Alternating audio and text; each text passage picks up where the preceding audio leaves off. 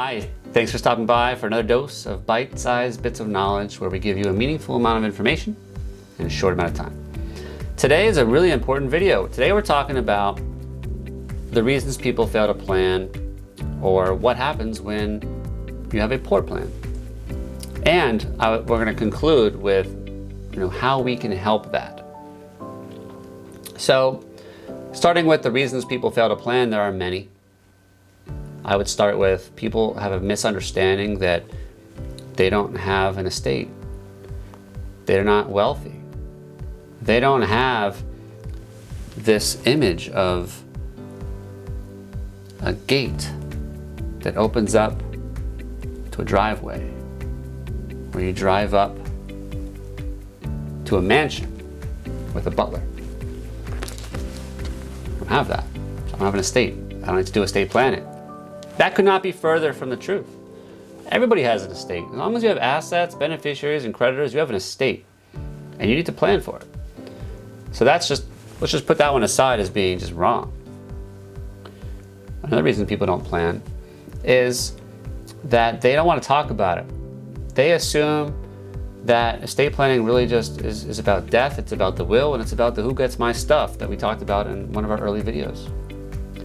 And I hope at this point I've made it clear that estate planning really is more about your family. It's not about you, it's about your family. It's about the legacy you're leaving behind. It's about the trail of destruction you're leaving behind. Or is it the model that you want to be replicated by your family? I've seen it both ways. I have had people call me and say, I want to do my estate plan because my father passed. And it was just such a seamless and smooth transition. I really want to do that too. I want that for my family. And of course, I've seen the opposite, where there's, think of like the Die Hard movies with like just the chaos and destruction, but behind the scenes, and the family's cleaning it up. And it's expensive, it's time consuming, and it's heartbreaking really, because I don't think that the people that died would have really wanted that if they knew better. So there's the misconception of not thinking you have an estate. There's the fact that you don't want to talk about it because you have a misunderstanding as to really who the benefit is for. I would say people, in our experience, they don't really want to sit down and focus on it. It seems burdensome, it's mysterious, it's unknown, and that's fair. But I'm working really hard here in my videos to give people information. I have over 500 pages on my website giving you the information. I don't want you doing it yourself because that's a mistake, but I'm giving you the information so you at least are more informed, and at least it's softening that wall. Another reason is that people, they can't afford it. They don't want to dedicate the money to it. And that's a reasonable concern. I mean, we're not the cheapest firm in the space. We're not the most expensive, but we're not the cheapest. We're kind of in the middle. I think we give you great value, and we go way above and beyond what you pay for. But at the end of the day, you got to, we do it for a fee. We have a team of people that we support, and their families that we support, and we really want to do a good job for you, and that there is a fee for that. We are flexible on our fees, particularly. We have promotions for emergency responders, veterans, and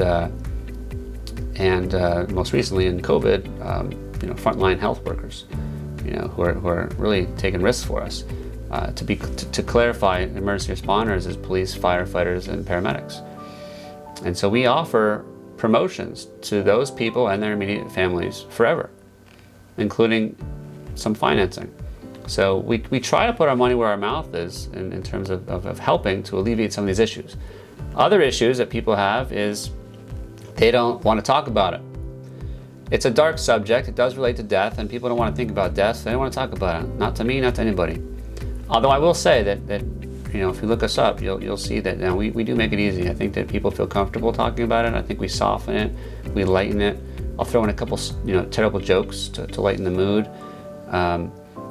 And I think people are really appreciative, and they feel relieved when we're done that I did kind of push them through it because they needed it. I would say one of the final reasons, there's two more reasons. One is that attorneys are, I guess, the perception of attorneys is that they're not trustworthy, they're not personable, they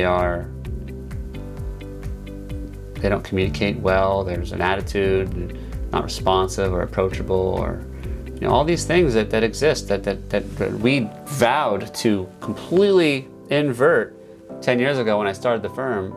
We don't do any of that. We're not like that. We're personable. I think we're trustworthy. We work hard. We have integrity. You email us, you will get a response. You call us, you will get a response. We talk to you like a human being. I think we have great bedside manner, which I think is still important in this modern world. Bedside manner. We have empathy. We really can understand the troubles you have, the challenges you face. And so I think that we do a good job of disposing of that issue. And, the last but not least, we get that infamous, I don't give a shit response, part of my French. And that's, quite frankly, I think that if the person who says that knew what we know, they would give a shit. Because again, it's not about them. It's about, like I said, it's the mess you leave behind, or is it a model you leave behind? And I think it's just a lack of information that results in that response. It's real, it's rational, it's reasonable, but I'm trying to overcome these objections. I'm trying to convey to everybody the need, because we see it all the time, and it's sad, and it sucks to see what could be avoidable. So let me wrap up with just kind of saying, in the next video, we're going to talk about how we strengthen our files and how we help to minimize litigation. And that's critical. So thank you so much for stopping by, and stay tuned for more.